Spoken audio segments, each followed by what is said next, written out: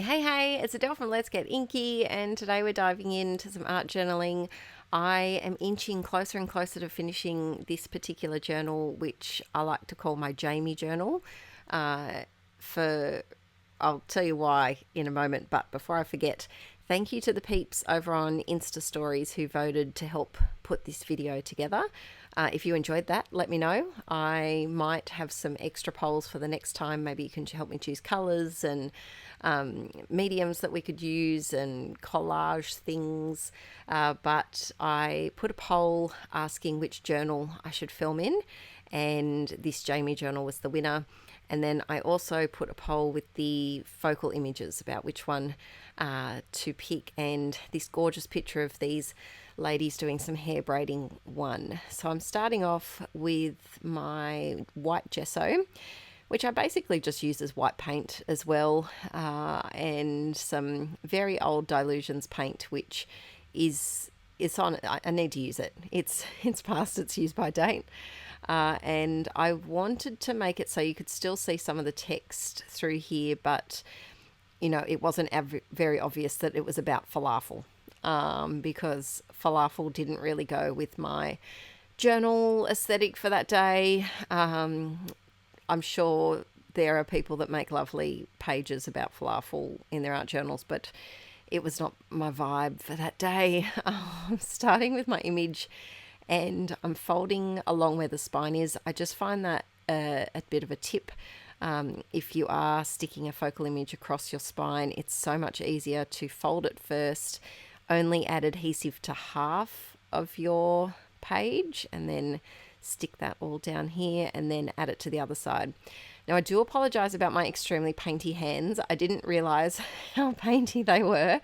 I filmed 4 videos on the day that I filmed this. I filmed 2 triple Jamie Journal art journal process videos for Patreon, and I almost had a kablooey accident just then. It went kablam. My gesso almost fell open over the back edge of my desk, which would have been extremely disastrous because gesso does not like coming out of stuff. I have ruined a few pieces of clothing with gesso splatters, so I would not recommend accidentally exploding a whole 1 litre bottle on your carpeted floors.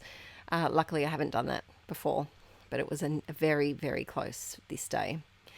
I am using some gel printed paper. I always get tongue-tied when I say it. I used my jelly plate and I made these last month on Patreon, and we did some layouts and Project Life pages with them. And I am using these because I love them, and I love deli paper. It's just so thin and easy to work with. My beautiful friend Lauren actually bought me a stack from a food supply store. So if you have like a catering company near you, that might be a spot to look for it. It's just really thin paper. I also do a lot of jelly plate printing just on normal printer quality paper. Also cardstock, basically whatever you can have in arm's reach, because when you start jelly plate printing, it's very hard to stop. It's kind of like journaling by fives. It's very hard to have a stop point because it's just so fun to slap the paint and plonk it on the page and just do it a bit mindlessly and just stencil and go crazy with it. Speaking of journaling by fives, do we want a January journal by fives? Is that something you'd be interested in? Let me know. If you have no idea what I'm talking about, Journaling by Fives was created by Shannon Green, she's an incredible artist and art journaler over here on YouTube. So do check her out if you haven't before. But she came up with this system of doing journal pages in 5 steps. And I did a series, was that before Archie? It was a long time, several years ago. If you just type in Let's Get Inkie Journaling by Fives, it'll pop up. But I haven't done another one for a really long time. So let me know if you feel like another. Maybe we can spice it up a bit and do a bit of a like a junk journal-y journal by fives, perhaps. But yes, I'm sorry for my absence, peeps. I've been a little bit absent from YouTube. We've just had a lot going on. It's been a bit crazy. Pretty much since May. Oh, my computer is making funny noises like it's ejecting something, but it's not ejecting anything. Oh, it's the power. That's what it is. I was wondering what that noise was. I think it's because I have too many things plugged in and it's like, can't cope. I get that, computer. I understand. I feel you.